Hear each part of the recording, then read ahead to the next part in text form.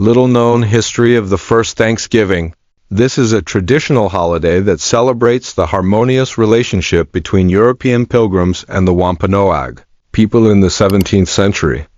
The story is often told in a simple tone, with people from both cultures sharing a harvest feast in a spirit of unity and cooperation.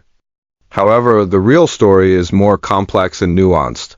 In 1620, about 100 pilgrims left England on the Mayflower, heading for the new land of the Virginia colony. However, bad weather pushed them to Cape Cod, now in Massachusetts, USA. This was the homeland of the Wampanoag people, a tribe that had lived here for a long time. In the new land, the Pilgrims established Plymouth Colony and quickly realized that they needed help from the natives to survive.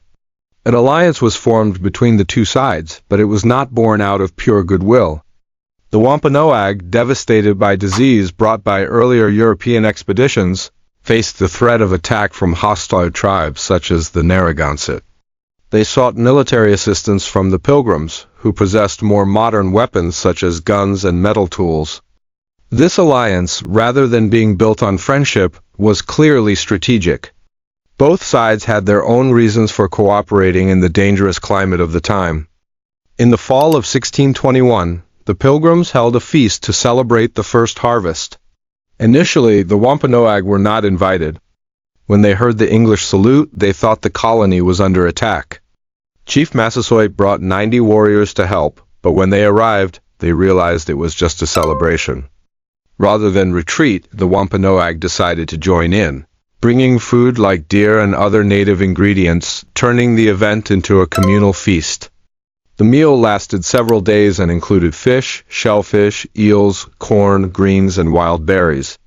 Familiar dishes on the modern Thanksgiving table, such as mashed potatoes, pumpkin pie, and cranberry sauce, were not available because ingredients were scarce in the colony at the time. The 1621 meal was not considered a major event at the time. Harvest celebrations were not uncommon for either the English or the Wampanoag. The few records from Governor William Bradford and a letter from a man named Edward Winslow are the main sources that help historians today reconstruct some of the story. It was not until 1863, in the midst of the Civil War, that President Abraham Lincoln officially declared Thanksgiving a national holiday. He called for unity among the people, turning this holiday into a symbol of unity and hope. Since then, Thanksgiving has become an important part of American culture, celebrated regularly every November.